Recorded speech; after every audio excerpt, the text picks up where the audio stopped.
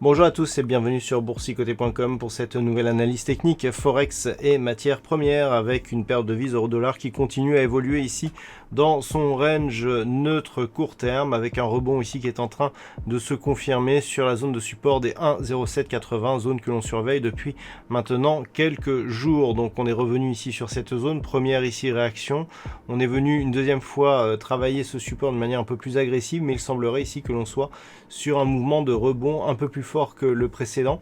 Une rupture haussière ici de cette moyenne mobile 20 exponentielle symbolisée ici en rouge, eh bien, nous donnerait confirmation que ce rebond ici pourrait être majeur et que l'on pourrait ici continuer donc durablement à évoluer en tout cas au-dessus de ce support et dans le range ici entre 1,0780 et 1,0960, donc toujours neutre sur la paire de devises euro-dollar.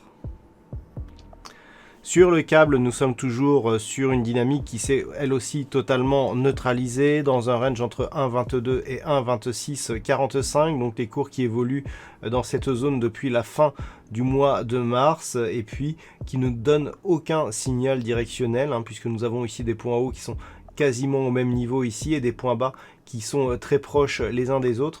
Donc ça reste neutre ici tant que la paire de devises GBP/USD évolue ici entre ces deux zones, donc 1,22 en support et 1,2645 en résistance.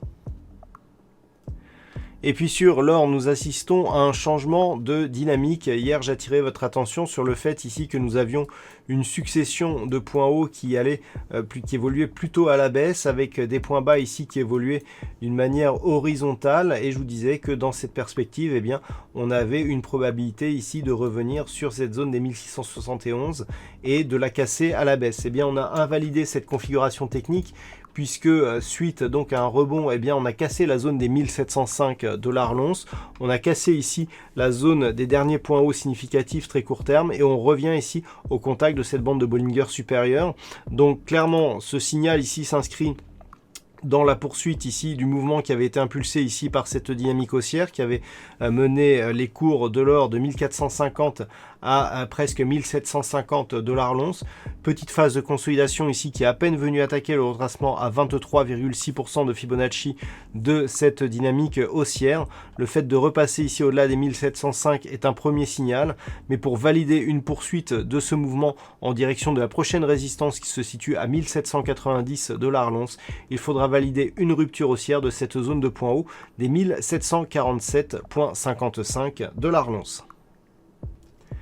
Et puis enfin sur le WTI, nous avons une configuration qui reste haussière avec ici des cours qui ont marqué un nouveau plus haut significatif ici de tendance très court terme.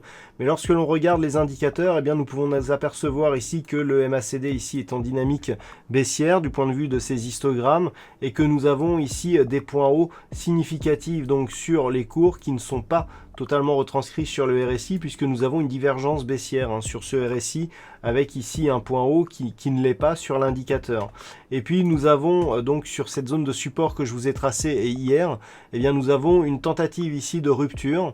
Donc pour l'instant on est vraiment dans l'épaisseur du trait. Toutefois, si les cours venaient à casser ici cette zone de support et vu la configuration ici des indicateurs, un retournement de la dynamique n'est pas totalement exclu. Donc auquel cas on pourrait avoir ici un petit signal de consolidation.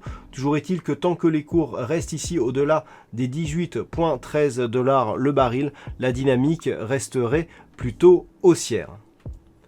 Voilà donc ce que l'on peut dire sur cette analyse technique Forex et matières premières. Passez une bonne soirée. On se retrouve dès demain pour un trading live et d'autres analyses techniques, toujours sur le site boursicoté.com.